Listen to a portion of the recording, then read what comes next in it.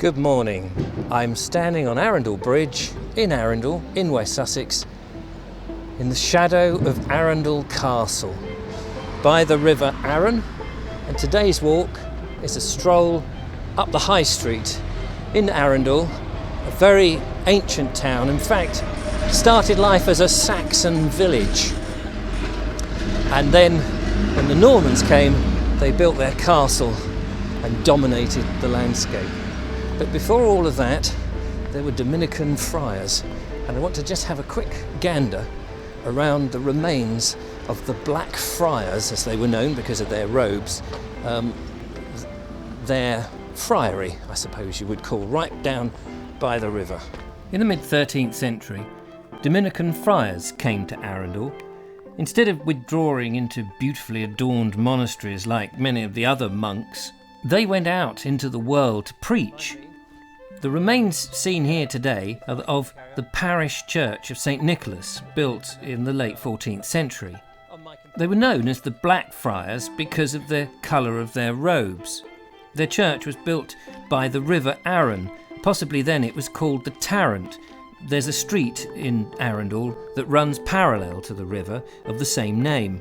The church lay at the foot of the imposing hill upon which was the great Norman keep.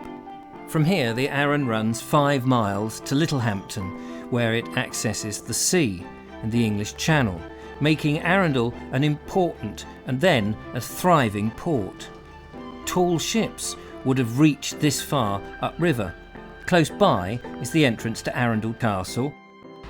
So, leaving the castle and the Black Friars friary behind, let's take our walk up the wonderful and architecturally exciting town of Arundel, up the hill to the other castle gate and along the High Street. Roger de Montgomery built the castle, most likely of timber to begin with, at the top of the hill, and then later in stone. Soon after the Norman landings in 1066, he probably built it in 1067-8. The town soon built up around the outer wall of the castle, supplying victuals and services to the new lords of the area. Castles were built not only for defence, but to impose. Before we go all the way up the High Street and look at some of the rather impressive houses, I just wanted to show you this particular area here, down by the memorial, which is really the market square. And for many years, when I was a performer, juggling, unicycling and entertaining, I would come here as part of the alternative festival in Arundel and perform my danger show, lying on beds of nails, walking on glass, eating fire, riding my unicycle and all that sort of stuff. And I imagine that they still do all of that now, but sadly it's not me that performs here. So let us resume our walk and talk up the High Street.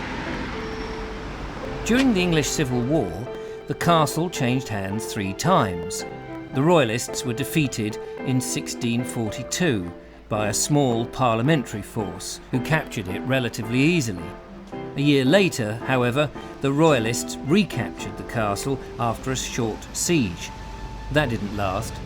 After another siege, this time by the parliamentarians in 1644, the Royalists surrendered. The castle then lay in ruins until the end of the 18th century. Markets and fairs were popular throughout history, and people would travel from miles to present their wares at Arundel Market. Cattle, sheep and pigs would have filled the High Street, a sight lost these days in almost every town, and it's hard to imagine the noise and smell, as well as the bustle of farmers and traders and shoppers thriving in here. The railways and improved roads made the fairs and markets unnecessary. In 1845, Arundel Station opened, though it was 1.5 miles away, which is now Ford. Then, about 20 years later, the present station then opened, still on the other side of the river, and a small walk. You certainly need good legs to get up and down the High Street.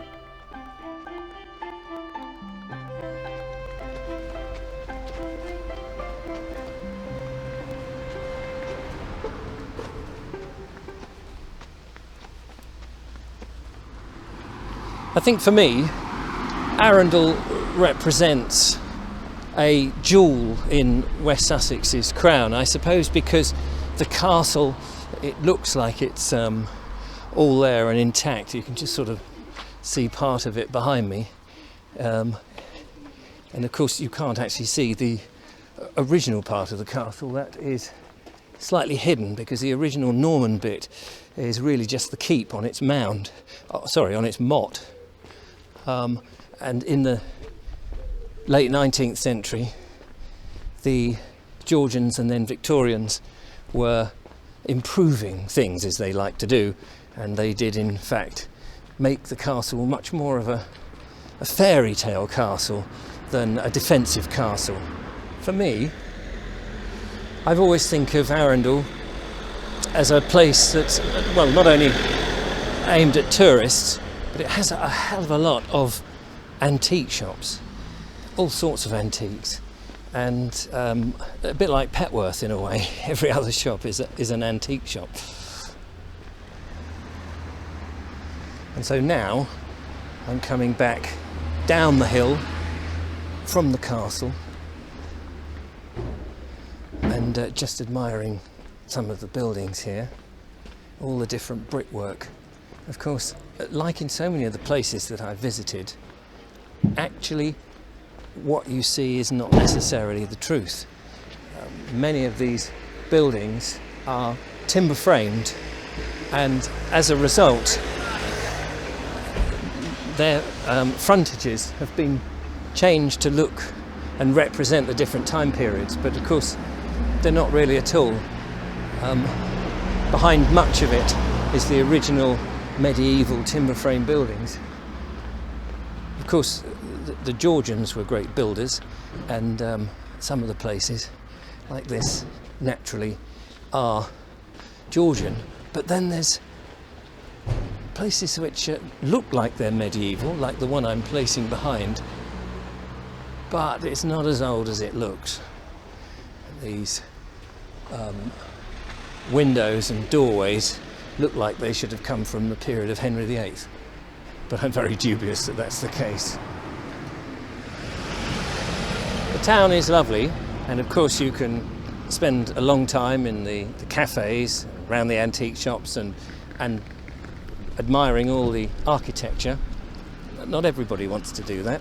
There's a bit of Arundel that I think a lot of tourists who come here actually don't look at, and don't even know probably.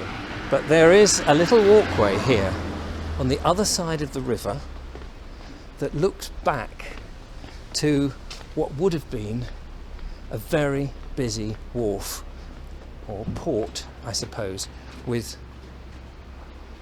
Arundel Bridge behind us. So I'm going to take a little stroll along there and show you a little sort of, well, it's not a secret of course, but there's nobody strolling along here at all.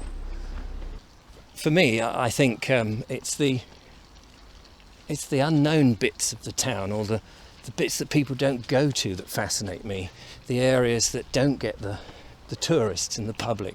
I'm much more interested in exploring those and of course showing them to you, my lovely audience, because I was thinking about this. You can go on Google Maps and you can walk these main towns and have a look at them according to how Google have recorded them, but there are many more exciting places I think that haven't been recorded, off the beaten track and worth looking at, a bit like this element of Arundel.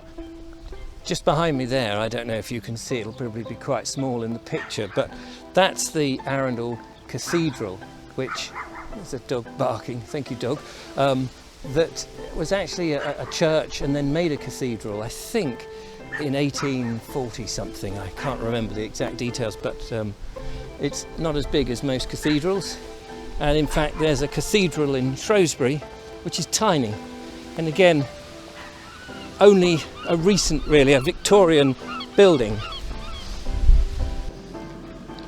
Well, my short walks can never do justice to a town. They're just little ambles And as much as I would like to poke in every nook and cranny and give you every last bit of history of its heritage and all of that, I can't possibly.